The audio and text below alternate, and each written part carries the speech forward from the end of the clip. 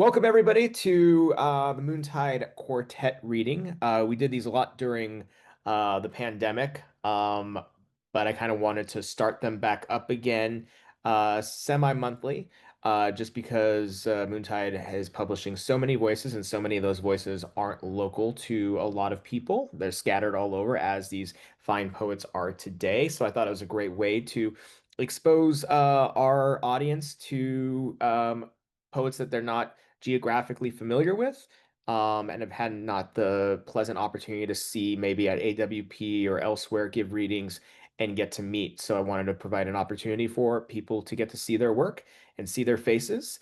This is being recorded, and if you're watching this on our YouTube channel, you're welcome. But we do have a few people in the audience today, so they're going to get a very intimate online reading, and we'll do a brief Q&A after the event. We have four fantastic Moontide poets: Kathryn de Lancelotti, Kelly Gray, Rebecca Evans, and Emily J. Mundy here today, and they're going to be reading their work from their respective Moontide titles. Um, Getting started, I'm going to introduce you to our first poet of the evening. Oh, yeah, my name's Eric Morago. If you do not know me, I am the publisher and editor-in-chief of Moontide Press. If you do know me, I'm sorry. Um, I'm going to be reading the bio to our first poet. Um, uh, Kathryn de Lancelotti's chapbook Impossible Thirst was published in 2020 from Moontide Press. She's a multiple Pushcart Prize and Best of the Net nominee and a recipient of the George Hitchcock Memorial Poetry Prize. Her poems have appeared in Thrush, Rust and Moth, The Night Heron Barks, the American Journal of Poetry, and many others. And her poetry collection, her first full length, entitled Figure Study, was published by Moontide in 2024. She resides on the California Central Coast with her family. Without further ado, please welcome Kathryn de Lancelotti. Thank you, Eric. Thank you all so much.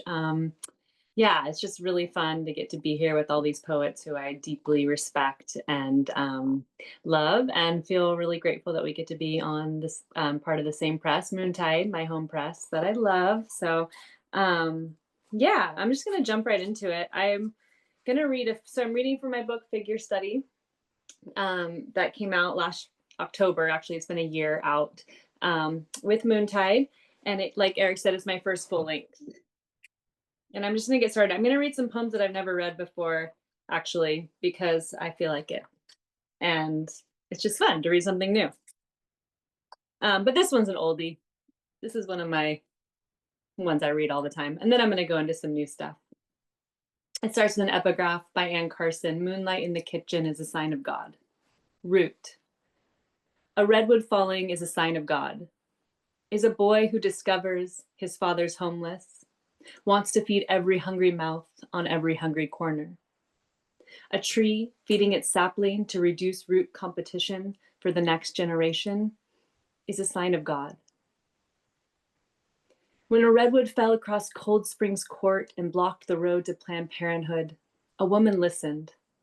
She was stuck in a storm, and it took days to slice the trunk away.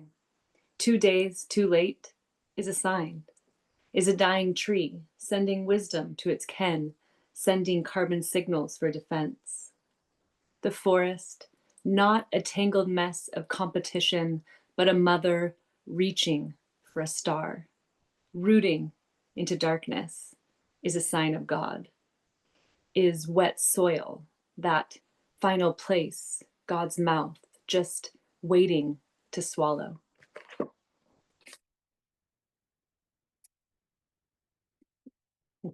Thank you.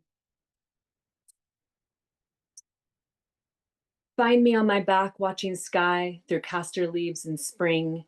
In Shadow Canyon, the atmospheric rivers, bomb cyclones have left. The tiger swallowtail appeared.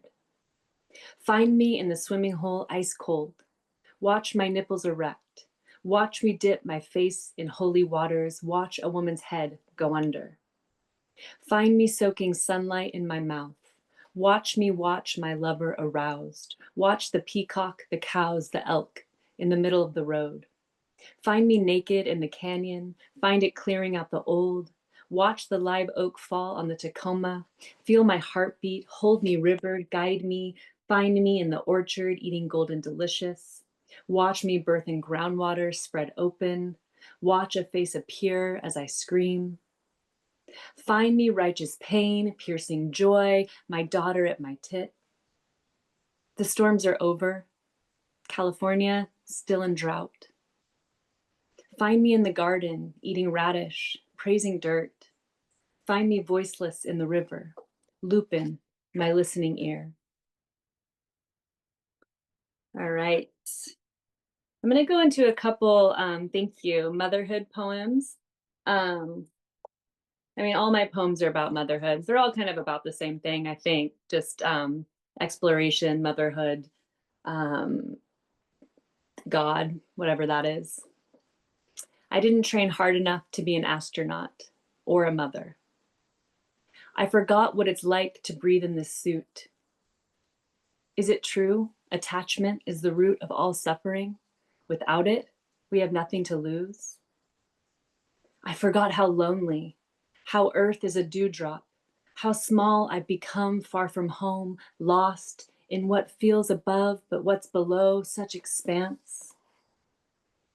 Blue is more a feeling, a way for the eye to comprehend sky. I didn't train hard enough. They don't tell you how the pressure is painful, how your heart could literally break. It sounds so simple, detach, as if the cord is not your lifeline, as if you're not alone in outer space. Thank you. We ate the fruit in season. My breasts were the size of handfuls, golden pears. My vagina, the size of my son. Table grapes, wild almonds, figs were eaten by coddling moths. I faced the sky with my eyes, the nights with my thighs, the river rushed the size of a river. I wanted nothing, to turn to nothing, to everything. It was my life. The tea kettle's whistle, the elderberry housing the quail, the psalm's lost lamb shaking in the shadow.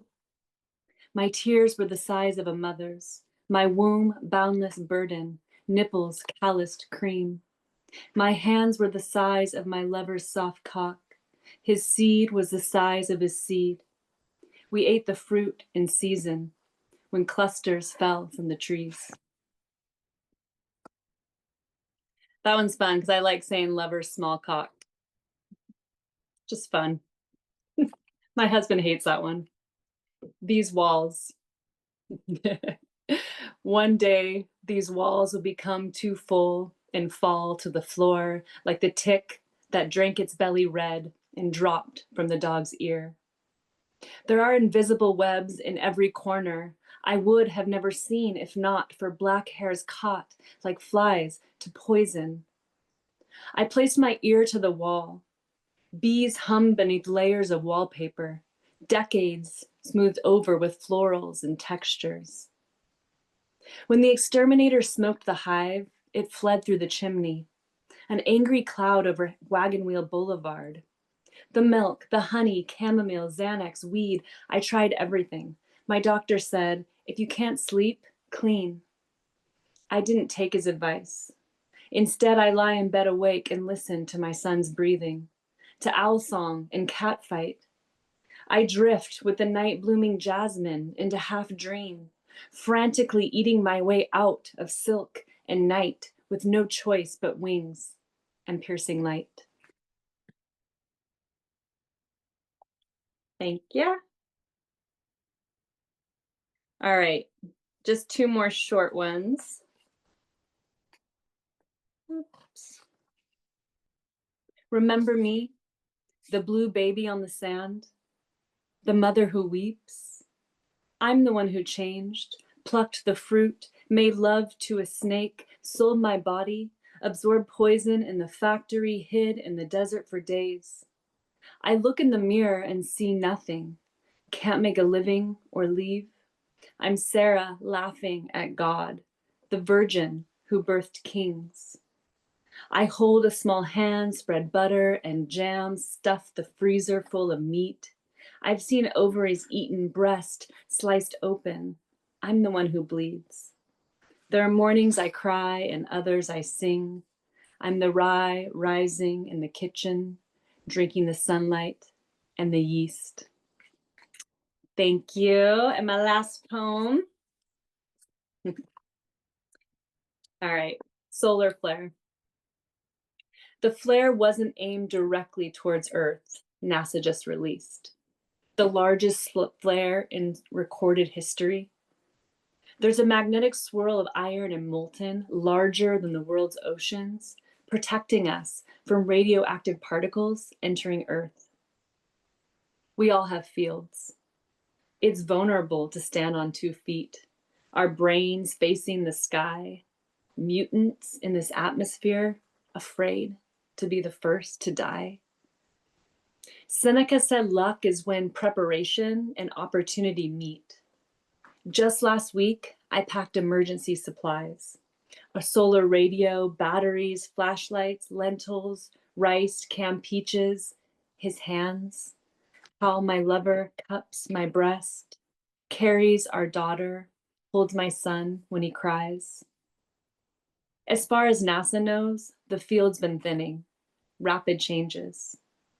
The aurora borealis are born charged particles, radioactive material colliding with oxygen, toxic silk lapping the poles. If it's up to us, the sun will belch just enough for us to stay the night, to dream under green sky while our hearts thump and burn away. Thank you. Thank you again, Kathryn. Lovely reading. Fantastic reading, fantastic poems. Uh, Thanks. very, very great. Thank you. Up next, we have the incredible Kelly Gray. Kelly Gray is the author of Instructions for an Animal Body, published by Moontide Press in 2021. The Mating Calls of the Spectre from Tusculum Review Chapbook Prize in 2023, Are Sawed and Bound Mayday Chapbook Prize in 2025, and Dilapiditatia. I always mispronounce that. I am sorry. And my Word document hates that word because it always red squiggly line under it all the time.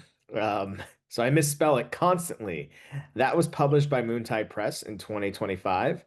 Her poems have appeared or are forthcoming in Plowshares, Boulevard, Cherry Tree, Zisipha, Cream City Review, Animally, and Muzzle Magazine, among others. Gray lives with her family in a cabin in the woods. In addition to her four other jobs, teaches poetry in rural public schools. She is also the mother of a very mouthy husky.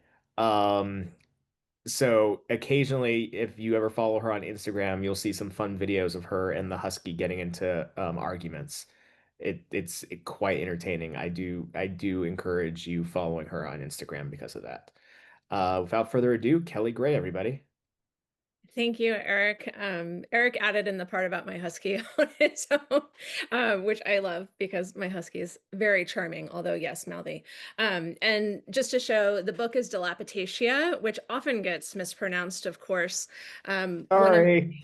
No, no, no, it's okay. It happens all the time. One of the themes of the book is reclaiming language and creating words that we don't have yet, and why that's important, particularly within the female experience. So there's perhaps something a tad delightful when someone doesn't get it right. That's okay. Um, so, Kathryn, thank you. That was a stunning reading. I was just struck by how much I think our work is in conversation, and I think that will be true of Em and Rebecca as well. And I'm excited to be here, so thank you for having me. When I find the little bird dead, I bake pie after pie and hang banners from one tree to the next to celebrate flight in my hands, the speckle-breasted enthusiasm of someone else who, like me, wanted to mate in the dark shadow of bramble. I find myself untouched in the quiet between a song and a man's ears. I approach laying down as if in prayer. Let my mouth burn on the hot berries and bird death that flies in and out of me, my bed covered in field guides.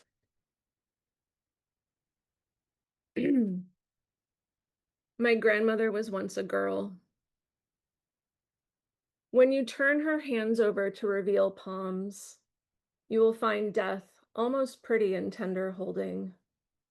If you turn them over again, you will find paper skin, veins knotted with cadacity, her face a wetted dress brought from the attic to dry among the tall grasses, her home a reused casket with windows to fields to small holes made by blind creatures with curved teeth. Will you tie me to you as we descend? I keep telling her in my soft voice, you were meant to be painted, mid decomposition, with colors of sallow, not a young thing to be found, but the song of birds, hithering spring, while we hang mirrors in the trees to watch cage mushrooms grow, each hollow heart emptied at the mouth of flies.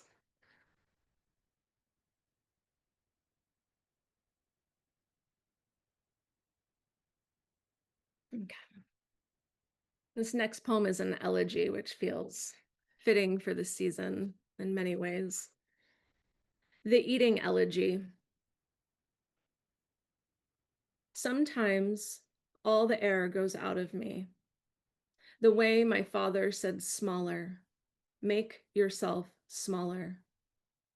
I lose this air, this breath, like a balloon mouth pulled taut into a sad sound, like some obscure Appalachian instrument that my ancestors played, because my people were haunting, haunting as in still in my lungs, still holding my breath, still baking sugar pies between rib bones, still packing me too tight into a bag that is dragged with its worn thin leather through the space of an airport. And in my dreams, the planes are always crashing, something having been too heavy, one wing and then the other. Bird girl, broken whore girl, you're in the bag girl. I'm a dead thing with my cave mouth, sucking the marrow out of a 2-story pink cake, thinking he will be dead soon. Maybe that is the year I will get thin. Maybe that is the year all the people who were his people, who are my people, resurrect through the spoon and I choke as women choke, the remnants of the mouthful going back out. Instead, I put all of him inside the diner with the neon sign that says, "Eat here," that I keep in the soft spot of my armpit, with a smoking section and the waitress he used to flirt with named Ruby. Or maybe he just called her Ruby, with hash brown and vinegar eyes. But 40 years later, I know the expense of keeping my hair red for the obvious reasons.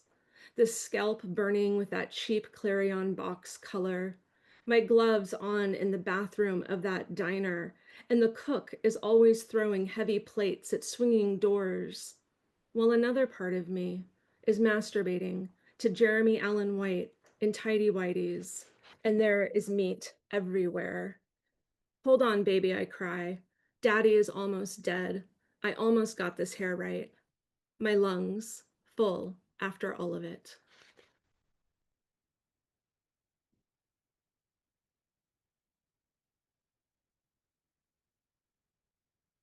Self-portrait during an abortion, provided by 2 poets. Eyes drawn as throaty ravens above a surgical mask. Hair braided, animal tail wrapped to nape beneath cap. Hands gloved hot from the backside of a box. Plath places the liver of songbirds across my eyelids while I swallow music, muscularity, and lyricism. Laminaria expands. Seuss recites as Seuss recites. Small towns, blizzards bearing men into my veins, Davins the room flushed plus divine. Pre-cuturage, Plath fits my feet in stirrups. Trails scabs skin to purple dahlia fields. Barbed wire trembles. Seuss reads from my charts.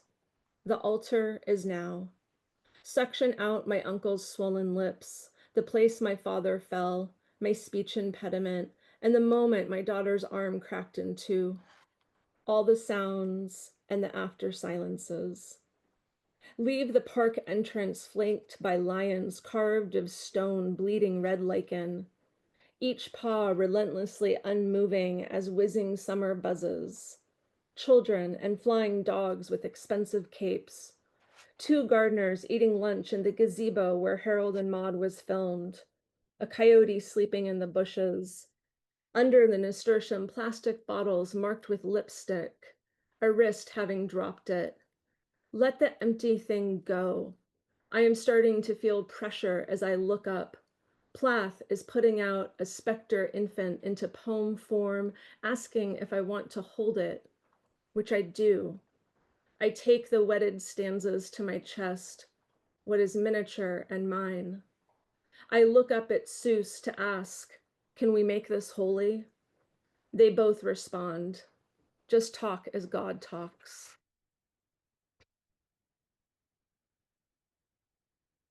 Thank you. Okay, this is my last one. The colding.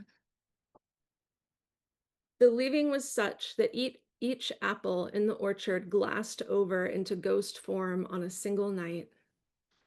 Centers rotted, dropped out. Only translucent orbs at the end of wooded knots remained. A buck arrives, noses them to the ground. His only want, to hear the shatter. First my aunt, then my grandmother. A permanent autumn settles across my face. Brinks become a fabric to dress in. I practice sewing parts of my body shut. The mouth, an ear, the space between my fingers. At the edge of the orchard, I find an owl. Bring my hands around the middle of the algid body. Between my palms, it moves as dead things move. Still, I'm gentle as I walk the owl out of the orchard, to place it in the bramble of stumps, lay the bird out like a boat, like a baby in the arms, like a dirge. Slow gold light slips. The night freeze blackens fruit trees. I continue to visit the owl. The spiders come, the flies too. For a moment, one of the owl's eyes opens. I look through the eye into the back of his death. Parts of flight and story leak out.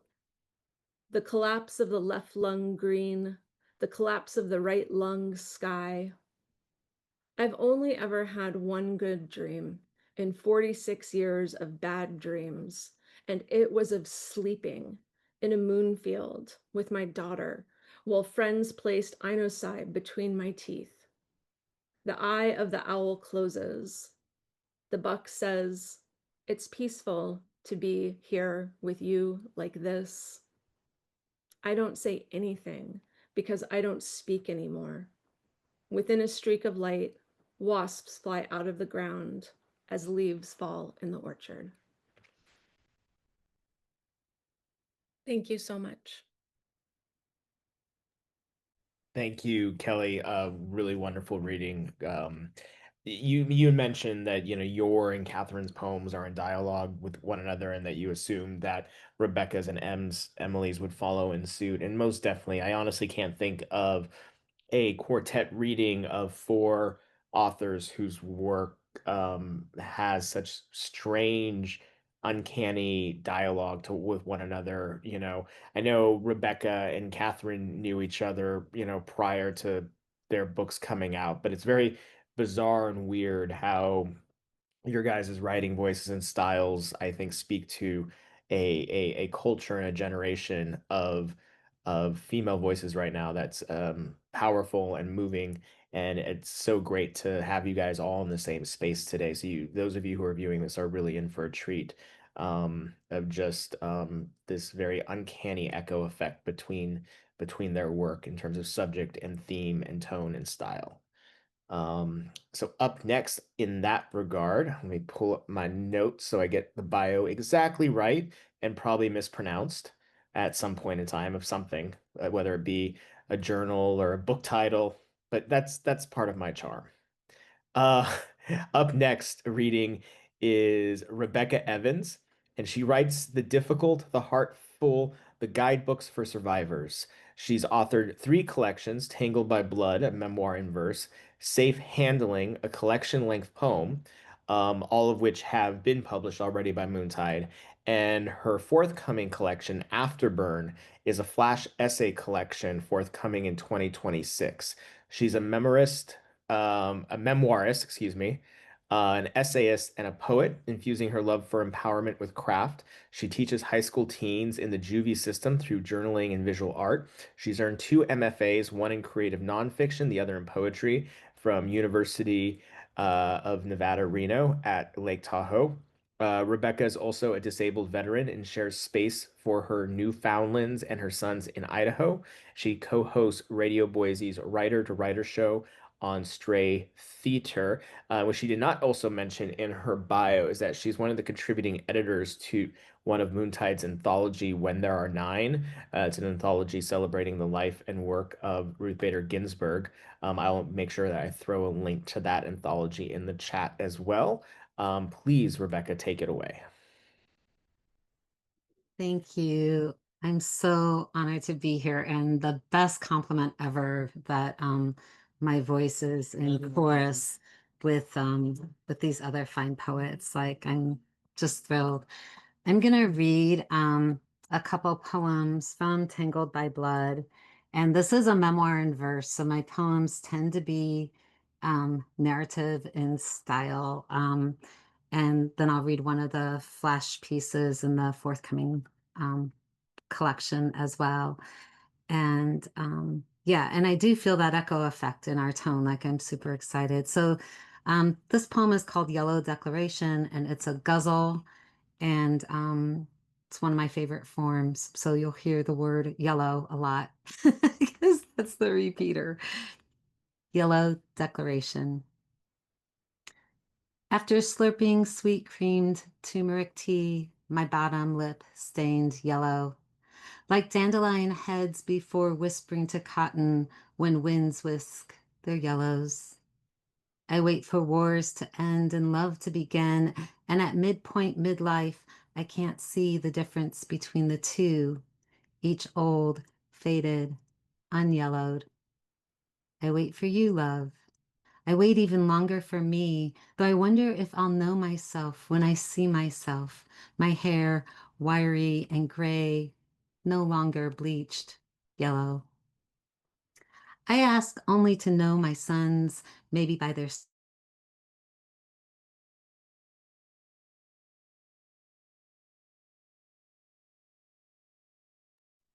Here's yellow, where, there we go. low. I ate. I consumed memory, ate loss. I ate, though not enough buffets to fill war wounds and body hate. I binged. I purged. Bile brewed, yellowed. My journal holds my angst, my blessings. I pen body story and fairy tale, tracing veins and scars like road maps, bruised black and honey yellow. If my writings prove too hard to read, should they be left unread by you, by your mother, by the father? Should the pages sit singed and yellowed? And words that offer disruption and discomfort, aren't they the lines we should speak? The phrases spit from between our teeth, dark and yellow. Perhaps the world should weave the unspoken, the unthinkable, incest, rape, lore of those taken too soon, too old, too yellow. Shout these with our morning blessings, preach them from pulpits, from bars, kneel as you howl in honor of the girls lost, silenced, and yellowed. Breakfast became my blessing, bagel toasted, stained with unsalted butter, In a single perfectly poached egg, its belly soft and slightly peppered, the yolk deep yellow. My yard grows volunteers, sunflowers pregnant with seeds, milkweed, Russian olives, and orange poppies, along with one lemon tree, fruit, sour and yellow. All my hair is blonde or white or strung and curled, eyelashes, eyebrows, arm hair so light it offers sheen when I'm tan. Even my pubes are gold or gray or yellow. Some say detasseling corn is like rape, savaging female stock centers. But I, Rebecca, declare, don't compare rape to anything but rape, or yellow to anything but yellow.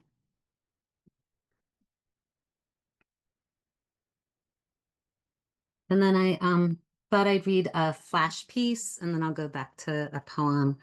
And the flash pieces are all under 1,000 words, of course, and they're all like snapshots from different moments in my life. And this one is called We Leave Our Signature in Cement. At the wall, I'm 23 and squished between my American boyfriend and a German.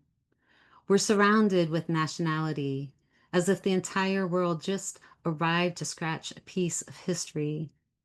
We scratch Berlin's barrier mortared from flesh and filament. We scratch away stone stories, scratch more than our hands can carry, search one chunk and then another and another, scratch greedy to hold place, hold a moment. 2 years later, we sleep in rows in Tent City. We tell ourselves we're providing comfort to Kurdish refugees. Tell ourselves that dropping parcels on the mountaintops makes a difference. Tell ourselves it's okay when those same crates land on the very humans we tell ourselves we're saving. Tell ourselves our presence matters. Near the mountain, I press myself into the temporary city built from sand and tin. I press the heels of my hands into the boy's chest. I press 2 inches deep and I count 1 and 2 and 3 and 4. I press while sweat drips from brow to breast, splattering the backs of my hands. I press and whisper, come on, come on, come on, come on. We build a city within our built cities. We name it Arkham City Hall. We build the city yet another tent to house security police. We keep our humor as we build. We laugh aloud while we build. We wipe our snot with the backs of our hands, sand gritted from all that building. We keep building.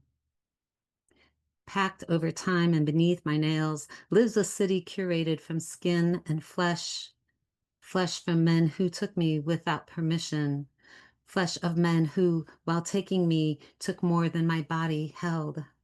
Flesh of commanders, strangers, lovers, bosses, fathers, flesh then, but now dead.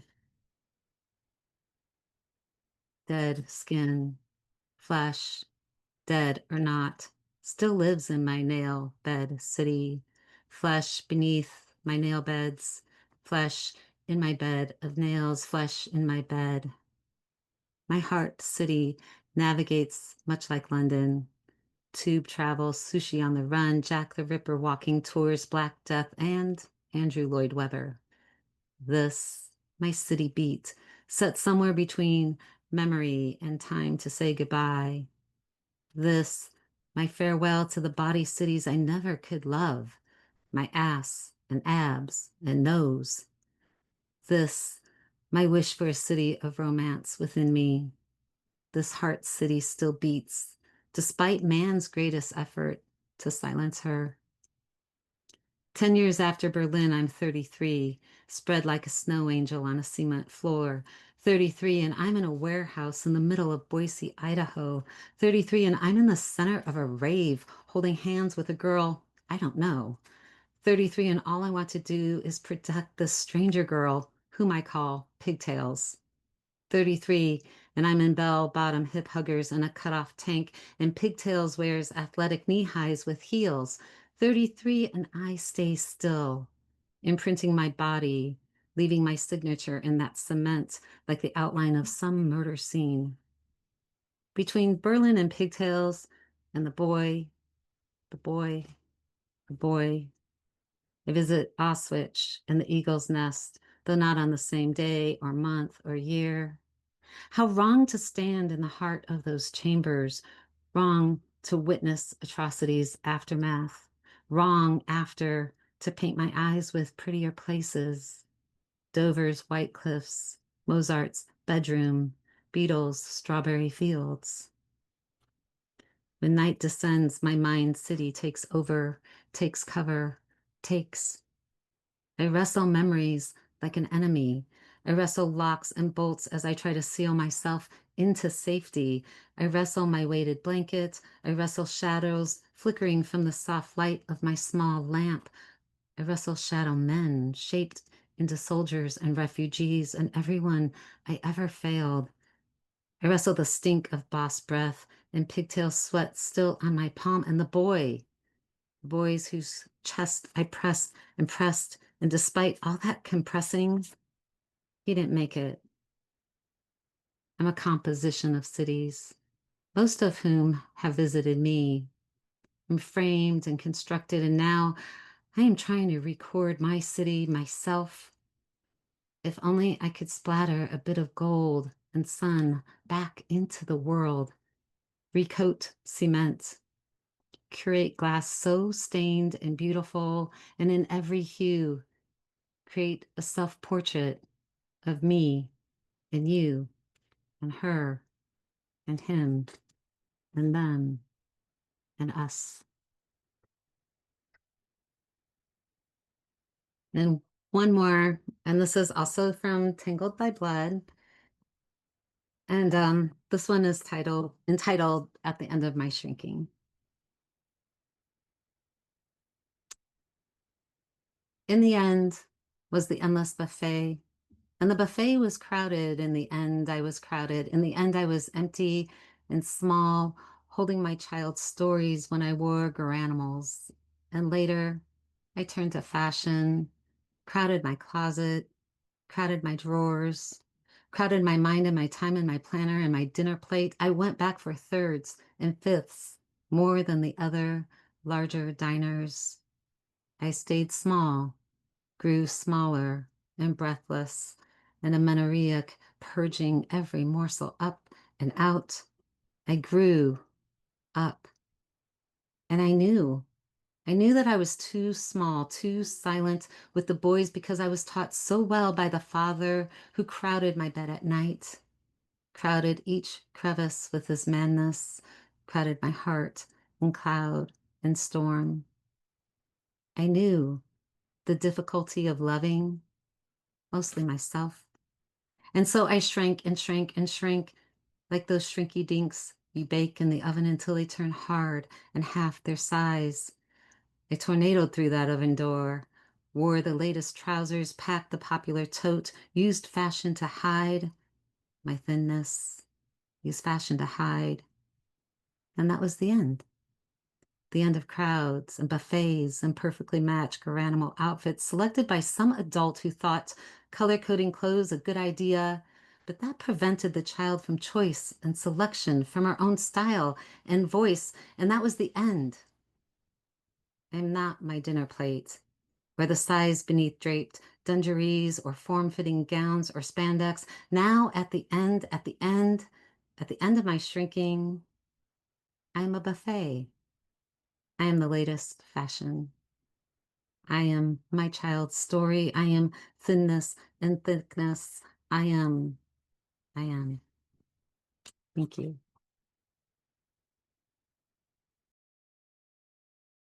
Thank you, Rebecca. Lovely reading. Thanks for sharing something from your forthcoming collection of essays. Appreciate that. Our final reader of the evening is the first of what I believe will be many. I met Emily at AWP back in Seattle, and we were talking, and I had told her to send me a manuscript, which she did, and absolutely fell in love with what became What Blooms in the Dark. And now, after going to AWP in LA. I think a handful of poets I'll be publishing in the forthcoming years who met me there and sent me their manuscripts. So Emily, you were the very first to to fall in love with our booth and want to submit to us. So you will always hold a special place in my heart as the first convert from AWP. Not really a convert. There's other people who were on other presses who've changed their mind and left their presses to come to me. So you're not a convert. This was your first book. So, but now I have converts too. So anyhow, without further ado, I'm going to read Emily's bio to you.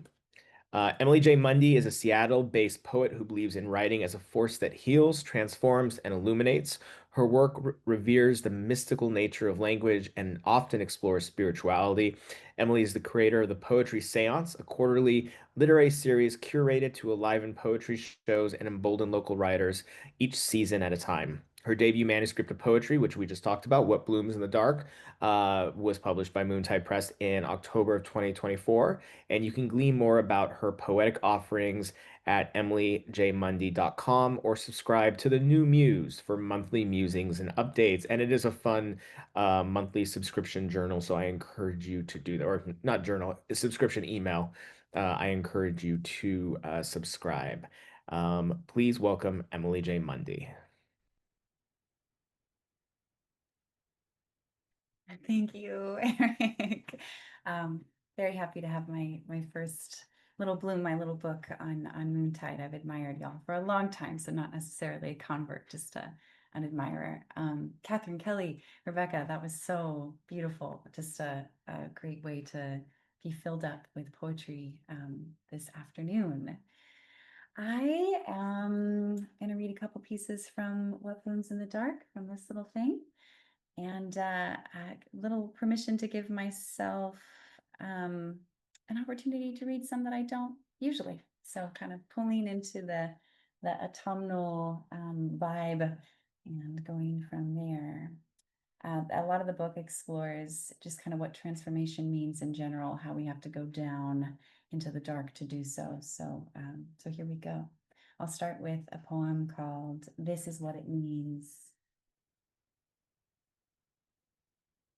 I have dug myself so deep into the belly of my shadow, I can no longer see the light. But I'm supposed to be here, right? This is what it means to one by one unstitch the fraying seams of my being, to deflesh, to expose the bone of the very thing that eats me from the inside, to get crazier and crazier.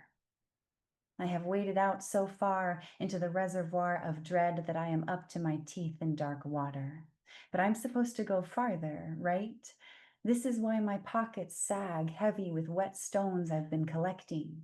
From each moment I stare madly into the void of doubt or the open mouth of loss I keep amassing. Their weight drags me whole under. I have torn my sternum out and thrown it off a cliff. I have sent my eye on a solo journey into the abyss. I have unearthed every ghost in the graveyard, have held the rotting bones and thrown them to the wind, have watched the crows decoding the secret message of their scatter. I have named the face in the ceiling, have burned a memory into my palm, have learned by heart the scorching song of tea leaves. This is what it means to be the carnival entire. The crooked 9-foot man, the conjoined twins, and the bearded lady. What it means to drain an artery when describing the color red. What it means to offer all my body for devour. I have meditated on my final hour. I have steeped so long my skin has soured just when I think. I've searched every room in the hollowed house, have silenced the cacophony of selves just when I can hear the little birds singing to the dawn. Another dark door creaks its jagged jaw open.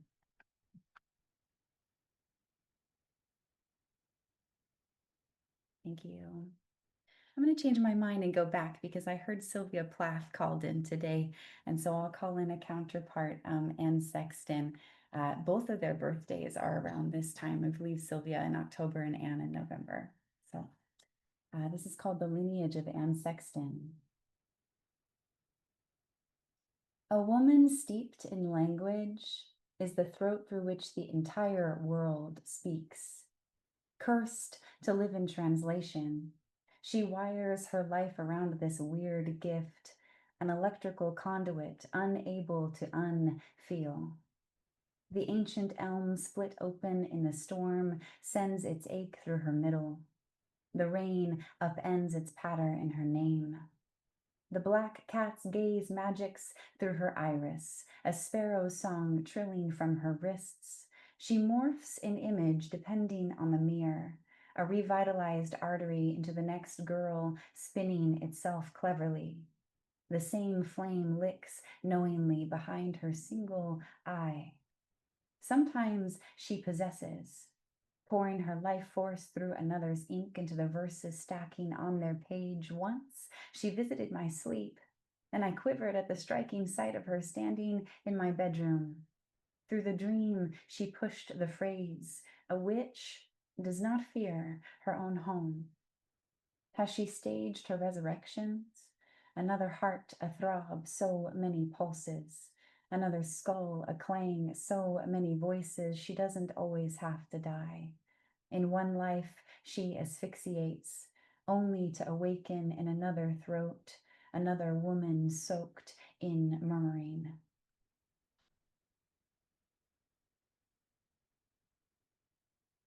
And I'll read just one more from What Blooms in the Dark, which is, I wrote this poem literally sitting lakeside watching just everything turn, the landscape turn. And it's totally in this crescent of year in the Pacific Northwest, where I feel our landscape mirrors this sloughing internal transformation that we go through. It's called Thin Hours. For weeks, I've wandered through the thin hours sloughing themselves in unabashed last gasps of rust and amber. There is no precise moment, and I know this. Time doesn't snap its fingers. Transformation flows and blends and blurs. I thought I'd write a poem for the riverbed. Water whispering its unforced figure over ovular and jagged stones alike, I contorted instead. Unsmooth in shape, I hauled my body to the lake's edge like I always do, to witness the willow wag its finger, the maples brag their wilt before the yawning sky, the rainbow cackle back against the hour's final light. Nothing here allows me to ignore the miraculous bleed. Blush peony swigs a shadow hidden in the dove wing of the fog. Urchin shell swirls the perimeter of the sky mirrored in the lake's lapis pupil. Each hue is a space possessed, and I will never be done writing this poem. I will never be done fumbling through the vastness whose low hum pushes everything forward.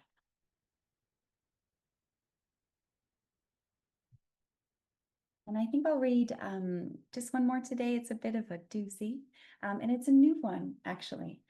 So not in a book as of yet, in the second book that's being tinkered with. But I wrote this not knowing what to write about these days, with everything going on these days. I'm sure you know exactly what I'm talking about. And it kind of reaches back into some spoken roots of mine. Thanks for listening this afternoon. This is called The Etymology of Joy. When undiagnosable despair envelops the eyes so thoroughly that the bright thing buried deep inside begins to dim, it is advised to turn to the dictionary. Small words, contained words, are a good place to start. Watch how the word joy wriggles from its own root, deriving from rejoice, which is just the perpetuation of joy itself, as in the renewing and giving of it. So maybe joy is like abundance in the way it loops back around. The more you give, the more you are saturated, or at least satiated for a little while, somewhat like the moon is satiated after swelling to fullness. her half belly tucking itself toward a crescent cave in a 2-week inhale. This poem is not sorry. We are discussing the moon again. There is an aspect of light in all language that connects us to the sky, bigger than our bodies, but in intimate conversation with them. Like most poets, I want to free the moon from her grief of gazing down at us. All that swelling of the centuries, yet her cratered cheeks remain sunken, her lashes wet, as she watches what we do here on Earth. The sea of serenity brushes hips with the sea of crises, touches lips to the ocean of storms. And down here, my dear, have you seen her lately? Joy? Last I heard, Joy likes to walk around in the day's finishing light and appreciates company. This does not mean you should walk next to Joy with a plastered smile.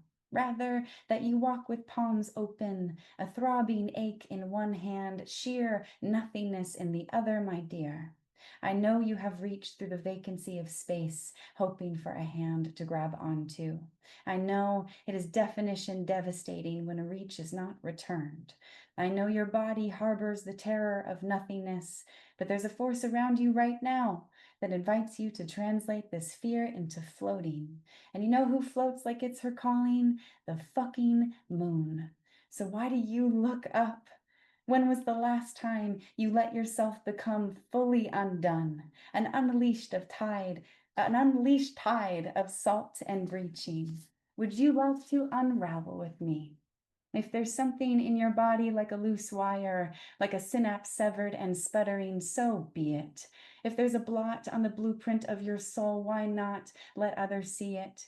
You are free to release yourself to the great pulse at any moment, just as you are free to meld with its propulsions, to let the heart of the world beat through you, spilling more tears than the ones that numb their trembling, to consider all that hope requires and choose it anyway. So why do you remain? Be specific. Say you stay for the trees you share your spirit with.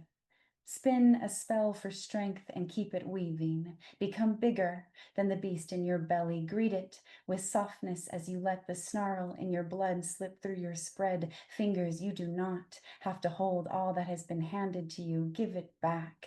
Hand it over. Say, take this to the sky as you reach for someone else's shoulder. Collapse into the miracle of fleeting relief.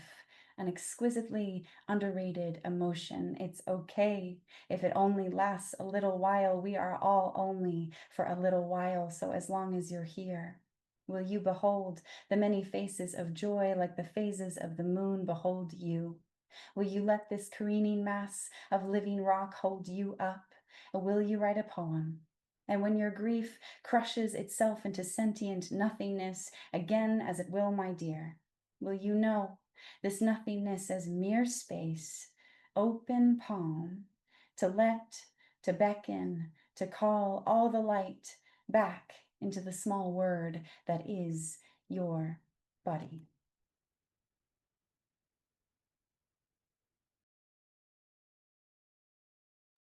Thank you, Emily, for sharing that wonderful new piece with us today. It was wonderful to hear something new from you, as well as the wonderful poems from your collection.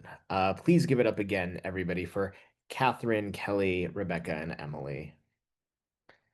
At this point in time, I'd like to do a small Q&A. You can unmute yourselves. If you have any questions for the poets as a collective or individually, I welcome you to ask those questions. If you do not have questions, that's okay. I have come up with a question for each poet. Kathryn's ran away. Um, so hopefully she returns soon. Let's all ask her a question right now while she's not even on camera. And then also before we end, I have a fun spinning wheel that the 4 people who are in attendance, sorry, Ellen, you are not eligible for this as you are a employee of the press, and therefore, like all radio show awards, you are not, because you work for us, you are not eligible for the prize. But Elaine, Nancy, Jean, and RL will be eligible. I will spin a magic wheel. I will show you, so it's all proof, it's all legit, and the winner of that will get the most latest title of each of the author's books. mailed to them for free. So please, audience, unmute yourselves if you have any questions at this time. And like I said, if not, I have questions already prepared for the poets that I was writing down while they were reading. So do we have any brave souls that want to ask questions? You do have to unmute yourselves if you want to do that. Mm. I Well, do, Jean. Oh, go ahead. And Elena, were you going to ask something? I was, Go for it. but okay. As you four veterans of having your books published, what have you found that's useful to increase sales or to make sales to begin with?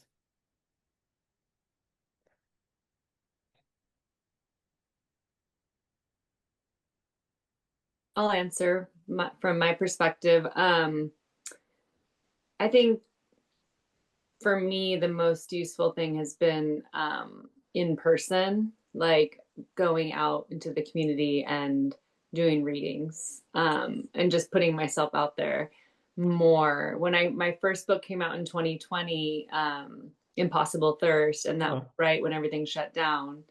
And so I did a lot of Zoom and online readings, which actually was really good for sales because everyone was really hungry online at that time and wanted connection.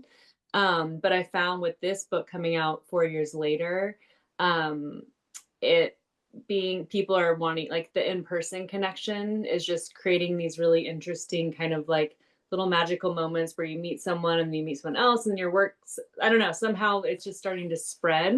And I think that's through community for me personally.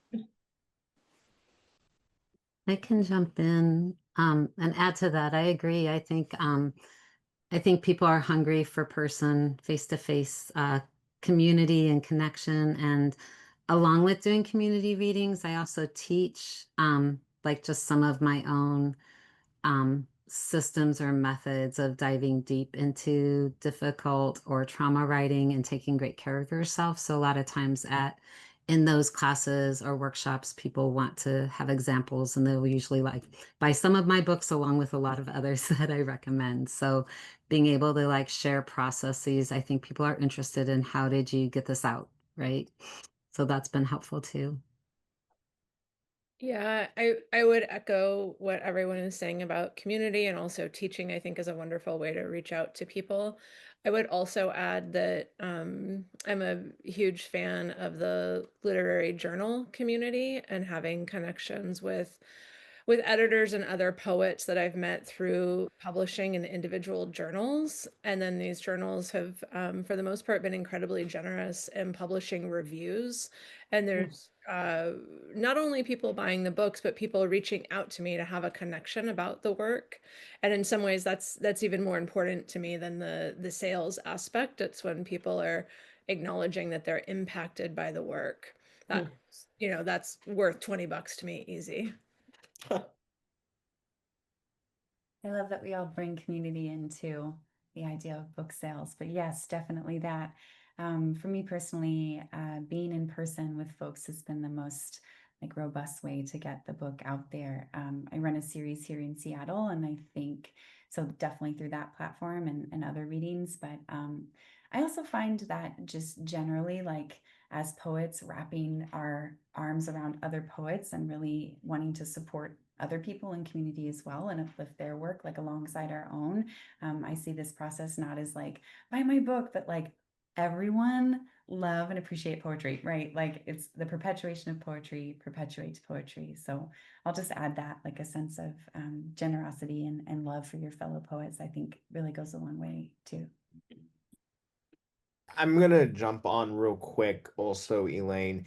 All four of these women have very, I would say almost a cross-section community. Um, Definitely when it comes to like Rebecca, because she's part of the Jewish community, she's part of, her writing community. I know Kelly does a lot of very interesting work, not just in terms of writing, but also delving into like nature and motherhood.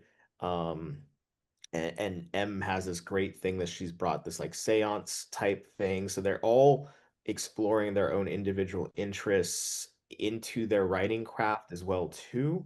And I think that broadens a cross section of interest where people who are going for one type of interest are then intrigued by the poetry. And I think, Elaine, your work delving into like also the scientific and everything is a very natural cross section as well too. So I would say explore where you can have that crossing, that crossover with multiple audiences.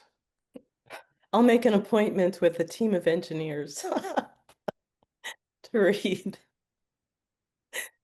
But No, very, thank you. very good question. Jean, I believe you were going to ask something. Yeah, I just wanted to hear more about I don't know the name, but the Yellow Rape poem, Rebecca. Oh my God. The yellow rape poem. That's The fantastic. yellow, and then Yellow, rape. yellow. And I went going, oh my God. A guzzle is usually, I think, like up to 15 stanzas. They're couplets, and the first two lines end in a word, and that word you repeat on the second line of each couplet. And I love using form to pressure language because then I don't worry about content, right? So form is like, I love form to do that. And I'll usually choose something really difficult, like how many ways could I repeat the word yellow and have it change in meaning, right? So just having that challenge and not knowing what I was going to write about was really the interesting aspect. And then usually in the last stanza, the the poet or the speaker names themselves somehow. Sometimes they'll just say, and the poet says, but, or you could say, I, Rebecca, declare, like I did at the end. So that's often part of the guzzle as well. Okay, Um, right. Am I getting that wrong, Eric? No, you're absolutely right. Okay. Interestingly enough, too, um, a poet by the name of Victoria Lynn McCoy, in Moontide's very first ever anthology that we put out, basically when I first took over the heck, the press, to kind of set the tone of differentiating ourselves from where the press was before I took it over to where I wanted the press to go. I put out a little anthology about, I believe it was 16 poets in the Southern California area. It's kind of like, hey, if you're interested in submitting to Moontide Press, this is kind of what we're looking for. And there was this wonderful poet by the name of Victoria Lynn McCoy, and she used the guzzle to write about a date rape. Oh, wow. Wow. So it's very interesting that choice of the form and the repetition to write about trauma in such a way. Mhm. It's interesting that other poets are going towards specific forms to explore. And I think part of the reason of that, and I mean, correct me if I'm wrong, Rebecca, but I like using sonnets to, bastardized American sonnets, not, anything classical. But, that restriction really helps create a refinement to something that could so easily be trauma dumping.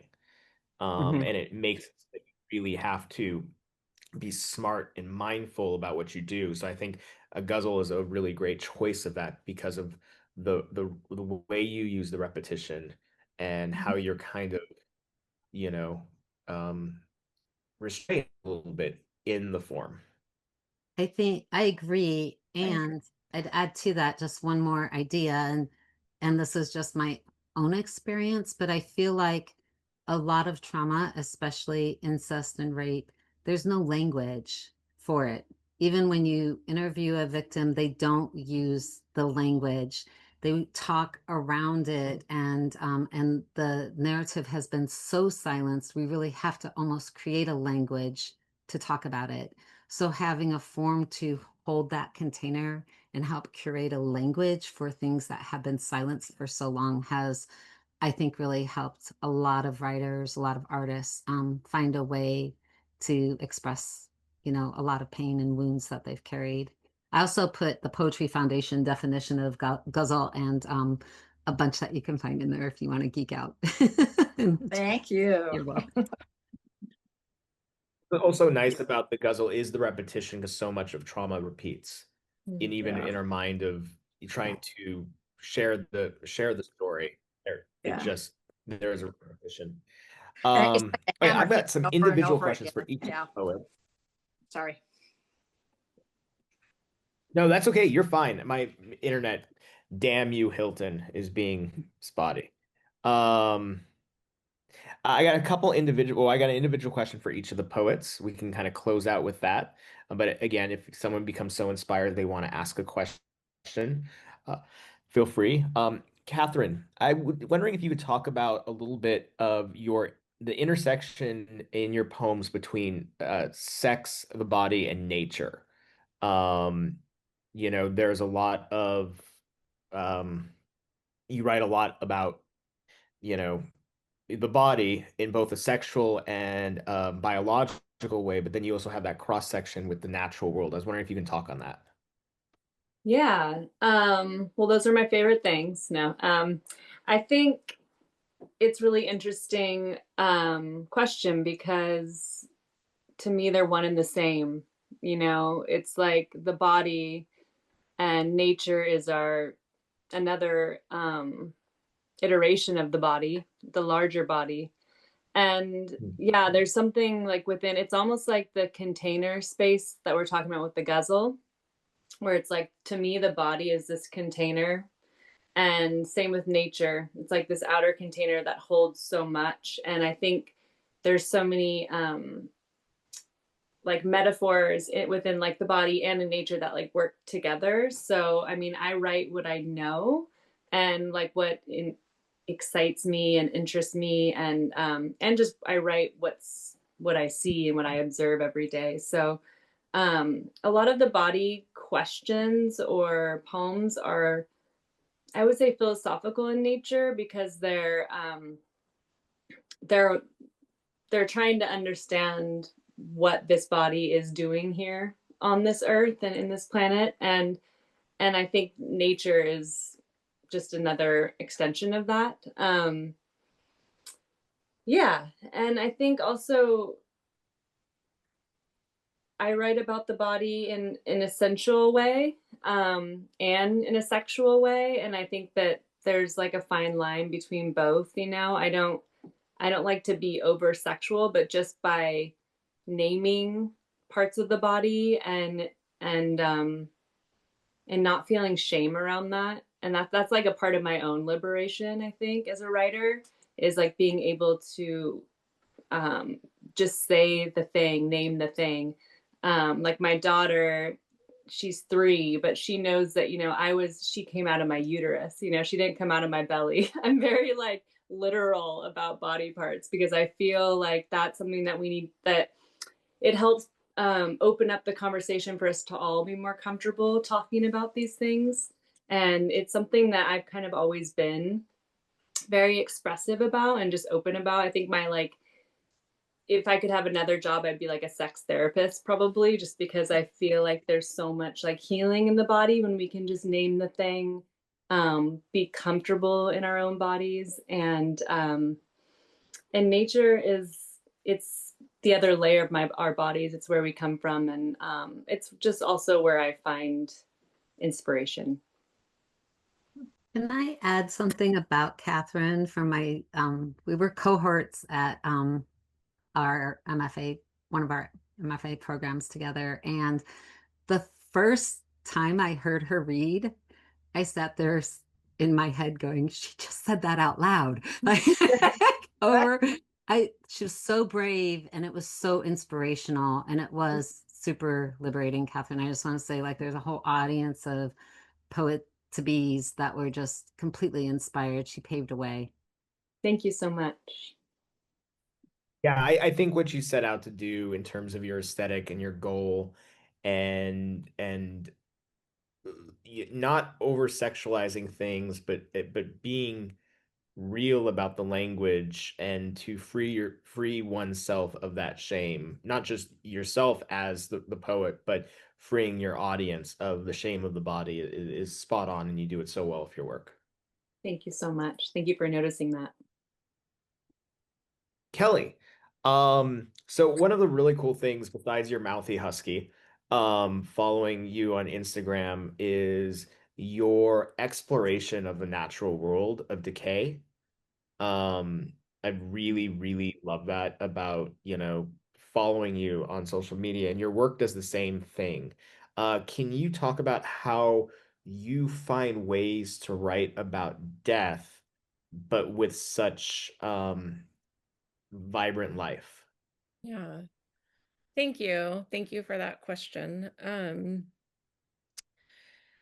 I think it comes back to my belief system that everything is in cycle all of the time.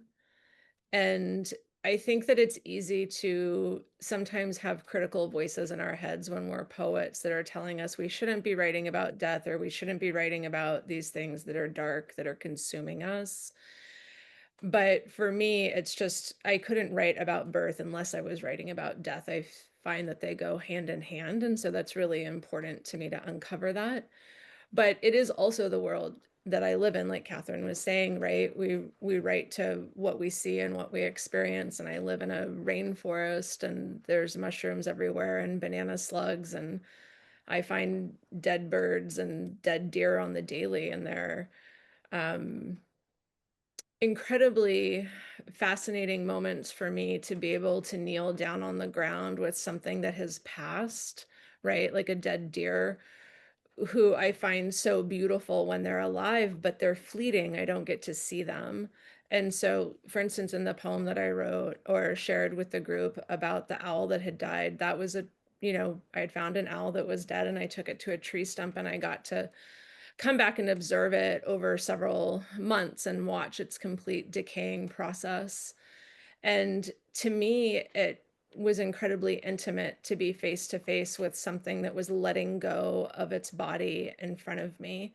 And that I felt very privileged to have the time to observe it as it was transitioning. And what is there now? This tree stump above my house. Are new plants and new mushrooms and new ways of life coming up from where the owl left itself in its last iteration. So to be able to Yeah. write about that, it is just writing about that cycle. And I think that that's what I hope keeps it engaging for the listener. No, absolutely. I mean, I really appreciate you doing that because I think we as a Western culture are so scared of death. We don't really, embrace it the way that other cultures around the globe do. So it's really refreshing to have your work, really remind us that it is cyclical and that life cannot exist and not cannot sprout without the decay of things. Like it serves a purpose. It does serve a purpose, and I appreciate that insight that we don't get to see death very much. It's taken away from us very quickly in this culture, and our families' bodies are taken away from us, and um, I think that that robs us of a deeper understanding. And so, as much as I am a documentarian in my poetry, that's where I tend to focus, is in that documentary nature, so that people do have an opportunity to see death, and that it's quite beautiful. Yeah, thank you. Thank you for that. Excellent. And tell your dog I say hi. I will. Rebecca, um, having published besides editing the anthology, but publishing a collection of poems, a full-length poem, and now working on a book of essays. Can you talk about that dance between verse and prose and the full-length poem and flash? You seem to be able to move effortless between these many different genres of craft. Can you speak on that a little bit? Um, I'll do my best. I feel like I finished my first MFA in creative nonfiction, and I did not have tools to write. The next day I started my second MFA in poetry, the day after I graduated.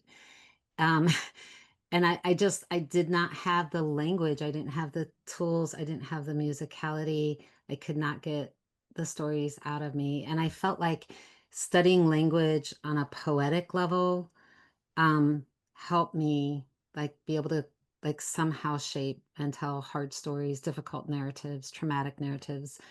And so I think, you know, there became like this dance of allowing, which I think you learn as a poet. You just follow the words down the page and you see where they land and what they become, and you trust like that process, that part of the process. And then there's the other side of it where if you want to like restrict and constrict and use a container like a form and see what bursts out of that form, right? That's another method. And somewhere between those is all the other things, but language is in the heat of all of it, right? And I didn't know when I was writing Safe Handling, I didn't know that that would be a full length, a book length poem. I wrote, I was trying to write that narrative, my son's journey with heart surgery and the medical challenges and also the beauty that was going on during that. And I first wrote it as an essay, and it was very straightforward. Then I wrote it very obliquely as an essay, and then I wrote it like from the POV of the surgery room, right? Like I couldn't get into the narrative. And then I just started, I thought, what if I did like a short poem? And then it became a book length poem because I couldn't get it out, right? And I just like repeated the form. And I think just that allowance and playing with form and letting each piece tell you where it fits, right? Some of the pieces that I thought were flash were not working well as flash. They got pulled and they're going to do other things, maybe, who knows. There were other pieces that I thought were poems and they really were not, and they became essays. And so I just try to find the best form for that narrative. And it might be 3 lines or 30,000 words. Like, I'm not sure when I'm starting out. I just try to honor that. But I think language is the first place into it, like having language as tools. I hope that answers I Wonderful. don't even remember the question Yeah. now. No, I think that did great. And I love the fact that, you ended one MFA and started a new one the next day. So you are a masochist. Uh, Crazy My woman. sons have boycotted like they did, an intervention. They're like, we will not attend another graduation. We're done. You cannot keep going to school. So they like sat me down seriously. and last, Emily, you had this line and really it kind of encapsulated kind of what I wanted to ask you. And I'm not going to get the line, just perfect, but this idea of what it means to draw an artery open to describe the color red. And the title of your collection itself is What Blooms in the Dark. And I think almost in the same vein of kind of what Kelly did with her writing and what all the women here have done with their writing, you also have this way of really diving into the dark to bring light to the reader. Um, I think I just want to, obviously, I'm not going to ask a question like, oh, well, how do you do this? Because I think when we read your poems, we realize how you do it. And Kelly's kind of talked about it a little bit today, and Kathryn's kind of talked a little about it today. I want to know about more of your personal exploration to where did you get to that point where that began to like click for you?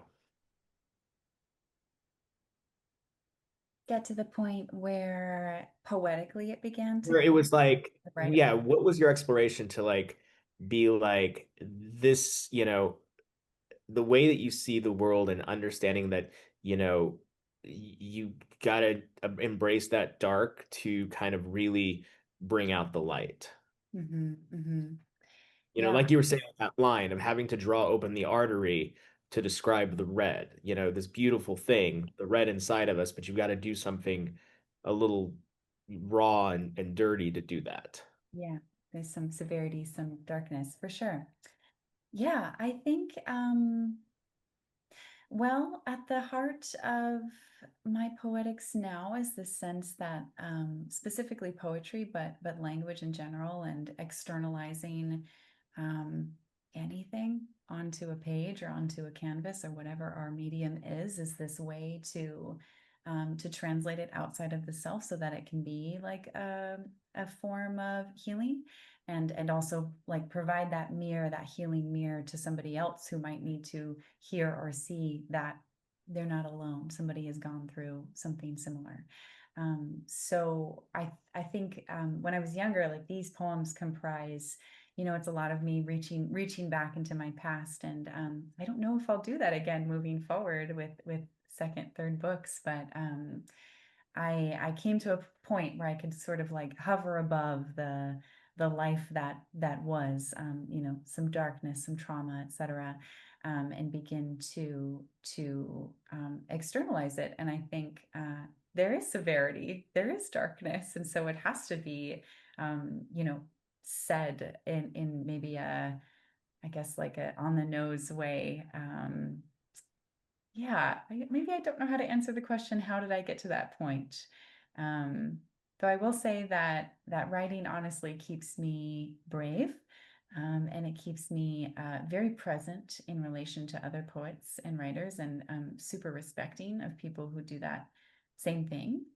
And it has helped me come to a sense of like harnessing what goodness and what like blessing and light is held in all of the things that we may like hide, because it's scary to have outward, or because we don't want people to know, or because it's this deep dark spooky part of our past, that's maybe not like we don't necessarily walk the world with these things like on us, about us. But in our poetry, I think we can explore them really honestly. Um, that's how I'll answer that question. Well, if I may offer you a compliment, all of the poets that shared the screen with you today, definitely are all writing not just for themselves, but for their reader. I don't find I wouldn't be publishing any poet who I felt was just writing for themselves and not for a larger audience. So this goes without saying, all of you do that. But Emily, I think you are a little more direct to your audience in a way that I feel is, you're there, you're rooting for your reader and your audience. I feel some of your poems really, you know, especially the last that new poem that you shared, you do an amazing job of when I read a poem by you, I feel like you and I were in that poem together. And I think you do a really good job, really writing a good chunk of your poems really writing for the audience, really writing for the reader, because you want to share, share in that exploration and share in that lightness with the reader. So thank you for that. Those thank you to all the amazing poets that we had read with us today. I'm blessed that you are part of Moontide Press. I look forward to your futures and whatever you write, whether it's on Moontide's label or on a different label. I'm always a fan of your work and will always be buying your books and celebrating you, wherever your work ends up.